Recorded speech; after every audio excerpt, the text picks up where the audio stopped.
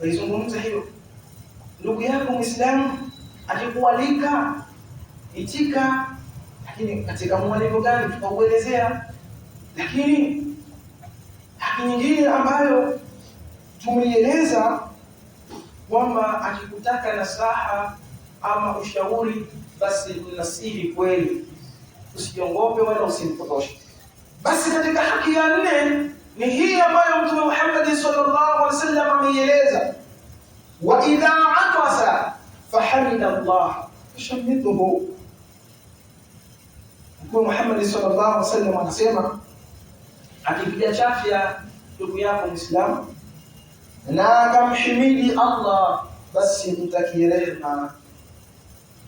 Ndugu yako amepiga chafya, basi ni ipi haki kwako wewe kutekelezea? Ndugu yako amepiga chafya kisha akasema alhamdulillah, akamshukuru Allah, fahamida Allah, akamhimidi Allah kwa kusema alhamdulillah, basi wewe nini unapaswa kumwambia? Ndio pale Mtume Muhammad sallallahu alaihi wasallam akasema, idha atasa ahadukum falyaqul alhamdulillah waliyaqul lahu akhuhu yarhamukallah, fa idha qala lahu yarhamukallah falyaqul yahdikumullah wa yuslih balahu. Haya ndio alikuelekeza Mtume, na wala si mtu akipiga chafya wewe ucheke. Mtume hakuelekeza hivyo. Angalia mapenzi, namna Mtume anavyotengeneza ili mioyo yetu isemezane kwa mapenzi na huruma. Yaani ndugu yako anapiga chafya, wewe unamwombea dua. Mapenzi kiasi gani? Na kupiga chafya ni uzima. Leo kuna watu huko hospitalini, madaktari chungu na nzima wamemzunguka, wanasubiria kuwalao wapige chafya ili waone uzima wake. Vipi wewe ndugu yako amepiga chafya, kesho usiwe na dua ya kumwombea? Hapana, Mtume amekuelekeza kwamba anapopiga chafya mmoja wenu aseme alhamdulillah. Kwa utaratibu ametuelekeza Mtume. Lakini pia ndugu yake amwambie, wewe ndugu uliyekuwa karibu, baada ya ndugu yako kusema alhamdulillah, mwambie yarhamukallah, yarhamukallah, akurehemu wewe Mwenyezi Mungu. Basi naye ajibu yahdikumullah wa yuslihu balakum. Hayo ndio maelekezo ambayo ametuelekeza Mtume Muhammad sallallahu alaihi wasallam pale mtu atakapokuwa amepiga chafya. Na hiyo ni haki ya Muislamu, hiyo Muislamu mwenzake. Unapoona mwenzio amepiga chafya, wewe mrehemu. Akisema alhamdulillah, mwambie yarhamukallah, kisha sema yahdikumullah wa yuslihu balakum. Haki nyingine miongoni ambayo hii itakuwa ni haki ya 5, tumeshaelezea haki ya 4. Anapopiga chafya na akamhimidi Allah, wewe mrehemu. Lakini akipiga chafya akamhimidi Allah, umkumbushe. Wala akisahau akamhimidi Allah, basi wewe mrehemu. Miongoni mwa haki ya 5 ambayo Mtume Muhammad sallallahu alaihi wasallam ameieleza, anasema Mtume Muhammad sallallahu alaihi wasallam, wa idha marida fa'adhu. Kwamba akimaanisha Mtume Muhammad sallallahu alaihi wasallam akiugua mtembelee. Leo hili tumelisahau sana. Leo hii mpaka mgonjwa azidiwe ndio watu waona kwamba hii ndio nafasi ya kumwombea Mungu. Lakini wakati mwanzo tu kupata na maradhi, ndugu yetu anaumwa, anakadha wakadha, Waislamu hawana desturi ya kutembeleana. Hatuna desturi ya kutembelea wagonjwa. Mpaka iwe siku hiyo kuna ziara labda ya mtu fulani anataka kutembelea wagonjwa, basi ndio mtu ajisogeza akaambatana naye kwa aibu. Si hivyo. Tuwe na desturi ya kutembelea wagonjwa. Tunapokuwa tunatembelea wale wagonjwa, tunapata ibara na kuona umuhimu wa afya. Unakuta pale ndugu zangu Waislamu, ndugu yako amewekewa mpira. Hebu angalia system ama mfumo wa mkojo unaotumia kwa ajili ya unachuchumaa, kesho kakidhi haja yako kwa uzuri. Leo hii umewekewa mpira. Chakula unachokula kwa mikono yako miwili, kwa mkono wako wa kulia, chakula unachoweza kukibeba, lakini ukala kwa kutumia mkono wako wa kulia. Leo hii walishwa na mipira, ama watu wanakulisha. Tena mpengine daktari atakuwekea taratibu ule wasile isipokuwa uji tu. Amefikia uji. Ulikuwa wakati una afya yako unakula vyakula unavyotaka wewe. Unastarehe unakula unavyotaka wewe. Hivi upate ibara? Hauoni basi umuhimu wa afya aliyokupa Allah? Kuna desturi ya kutembelea wagonjwa. Hii itatufanya sisi kukumbuka neema za Allah subhanahu wa ta'ala ambazo ametupa. Na hii ni katika desturi ya Mtume Muhammad sallallahu alaihi wasallam kuwatembelea wagonjwa. Anasema Mtume Muhammad sallallahu alaihi wasallam katika hadithi ambayo rawahu Tirmidhi wa hasanahu.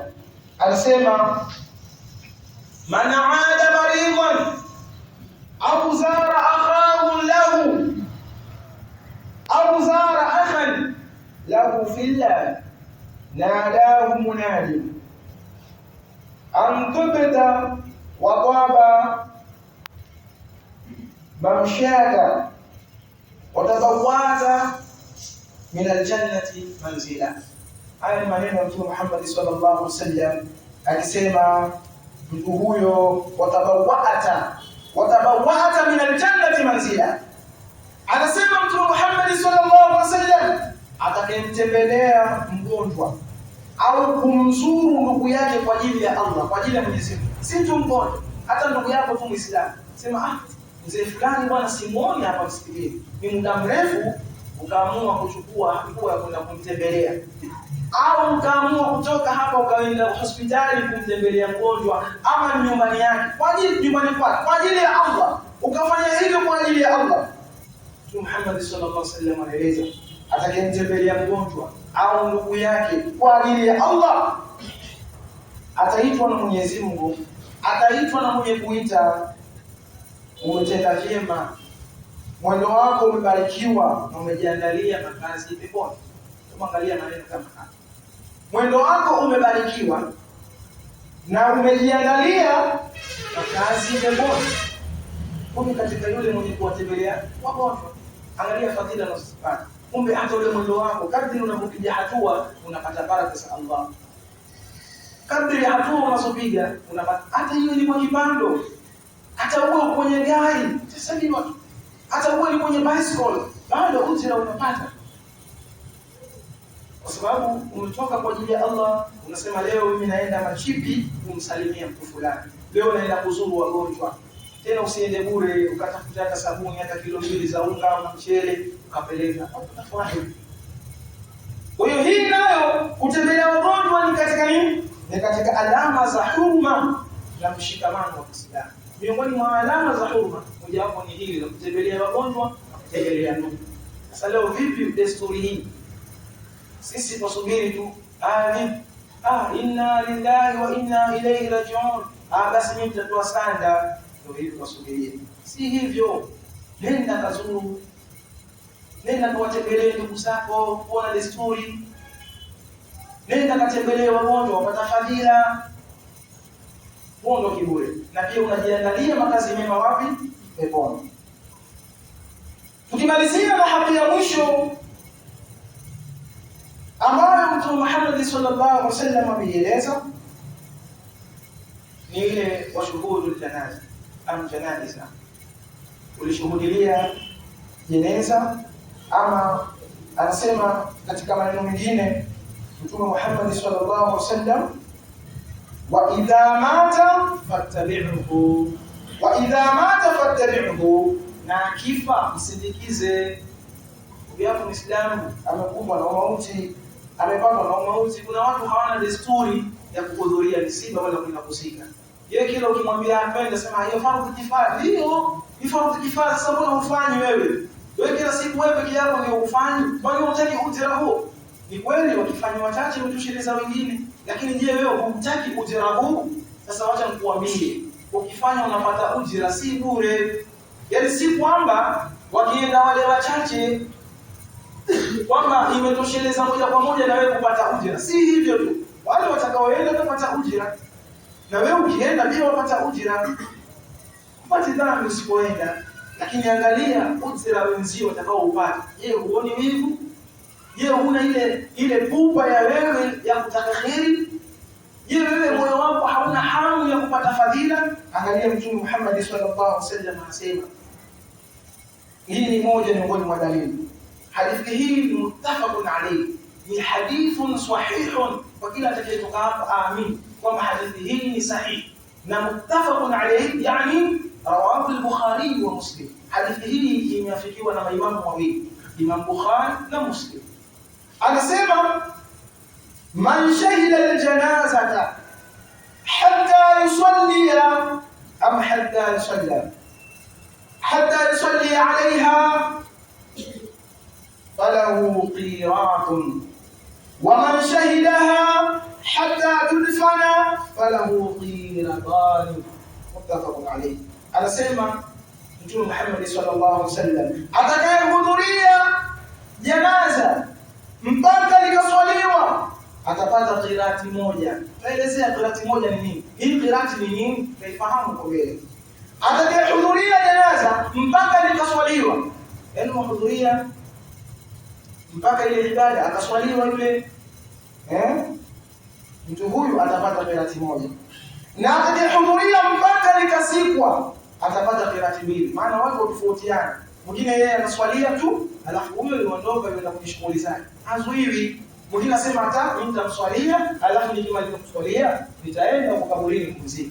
Hawa watu wote wanagawanyika sehemu mbili. Sasa hawa hawawezi kulingana katika ujira. Yule aliyemswalia peke yake akaondoka ana ujira wake, na huyu ambaye anamswalia kisha akaenda kuzika pia ana ujira wake. Ndio Mtume anaelezea, atakayehudhuria janaza mpaka likaswaliwa atapata nini? Atapata qirati moja. Na atakayehudhuria mpaka likazikwa, mpaka yule maiti akazikwa atapata qirati mbili. Sasa hapo ndipo walipouliza maswahaba wakasema, pale alipoulizwa qirati ni nini, akaulizwa Mtume kwamba kuhusiana na qirati, qirati ni nini ya Rasulullah? Mtume Muhammad sallallahu alaihi wasallam akasema, mithlu aljabalaini al'azimaini. Mtume akajibu walipoulizwa qirati ni nini, Mtume akasema ni milima miwili mikubwa. Wengine wakafananisha ni mfano wa milima ya Uhud. Ni milima, ukisikia qirat ni milima miwili mikubwa. Ndugu zangu tukufu wa Kiislamu, kwa nini labda tumezizungumzia hizi haki? Mwingine anaweza kauliza kwa nini tumezizungumzia haki za Muislamu juu ya Muislamu mwenzake? Kwa nini? Kwanza ni kwa sababu ya udugu, al-muslim akhul muslim. Lakini pia ni pale tunasema Mwenyezi Mungu katika sura Al-Hujurat aya ya 10, innamal mu'minuna ikhwa, kika pale vingine waumini wote ni ndugu. Kwa hiyo kama ni ndugu, bila shaka lazima kuna haki juu ya ndugu yako. Miongoni mwa haki hizo ni hizi sita ambazo tumeziweza kuzieleza ndugu zangu tukufu wa Kiislamu, na kuzitekeleza haki hizi ni sababu ya kujenga mapenzi, huruma, kurudisha upendo na kusaidiana baina yetu. Tunamwomba Allah subhanahu wa ta'ala aurejeshe ule upendo wa Uislamu baina yetu, atujalie tuwe wenye kupendana kwa dhati ya kupendana, na tujalie tuwe wenye kutekeleza kutekeleza kila amri ama kila maamrisho aliyoamrisha Allah subhanahu wa ta'ala, na yale aliyokuja nayo Mtume wetu Muhammad sallallahu alayhi wasallam. Inna Allaha malaikatahu yusalluna 'alan nabi ya ayyuhalladhina amanu sallu 'alayhi wa sallimu taslima. اللهم ارض عن أصحاب رسول الله صلى الله عليه وسلم، أبي بكر الصديق التقي، وعمر بن الخطاب، وعثمان بن عفان، وعلي بن أبي طالب. اللهم صل على سيدنا محمد وعلى آل سيدنا محمد. اللهم أعز الإسلام والمسلمين وأذل الشرك والمشركين ونكس أعداءك أعداء الدين، واختم لنا بخير منك يا أرحم الراحمين. يا أرحم الراحمين. أقم الصلاة.